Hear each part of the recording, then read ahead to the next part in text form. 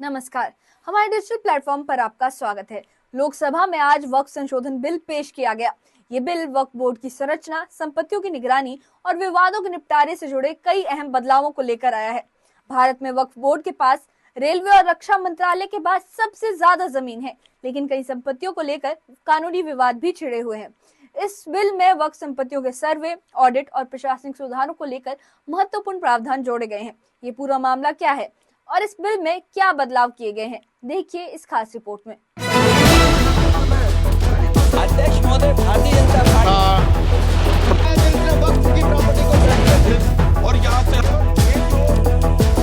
संपत्ति जीतकर अल्पसंख्यक मामलों के मंत्री किरेन रिजिजू ने बुधवार को वक्फ संशोधन बिल 2024 लोकसभा में पेश किया। सुबह 12 बजे से बिल पर 8 घंटे की चर्चा शुरू हुई। बिल के जरिए वक्फ बोर्ड की संपत्तियों को कानूनी दायरे में लाए जाने का प्रस्ताव है। भारत में वक्फ बोर्ड के पास जमीन का बड़ा हिस्सा है। रेलवे और रक्षा मंत्रालय के बाद वक्फ बोर्ड के पास ही सबसे ज्यादा जमीनें हैं। रेलवे की कुल जमीन 33 लाख एकड़, रक्षा मंत्रालय की कुल जमीन 17 लाख एकड़, वक्फ बोर्ड की कुल जमीन 9.4 लाख एकड़। सिर्फ जमीन ही नहीं, वक्फ बोर्ड के पास 8.72 लाख अचल संपत्तियां और 16,000 चल संपत्तियां हैं। इनकी कुल कीमत 1.2 लाख करोड़ रुपए आंकी गई है। ऐसे में सरकार का कहना है कि वक्फ संपत्तियों का सही तरीके से प्रबंधन जरूरी है। वक्फ संशोधन बिल में कुल 14 बड़े बदलाव प्रस्तावित हैं, जिन्हें 3 कैटेगरी में बांटा गया है। पहला बदलाव वक्फ बोर्ड के स्ट्रक्चर को लेकर है। वक्फ बोर्ड में अब 2 महिला मेंबर शामिल होंगी।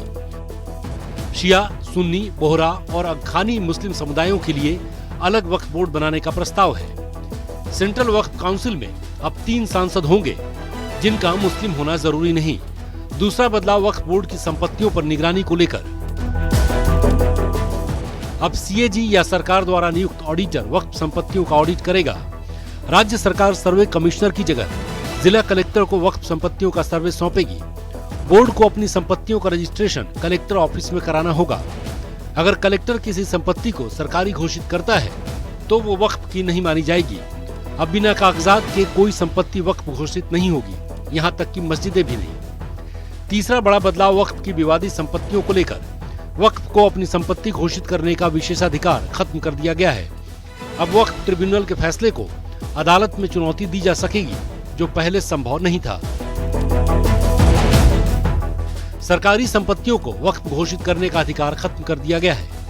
ये बदलाव इसलिए जरूरी माने जा रहे हैं क्योंकि 31,000 से ज्यादा वक्फ संपत्तियों पर केस पेंडिंग है।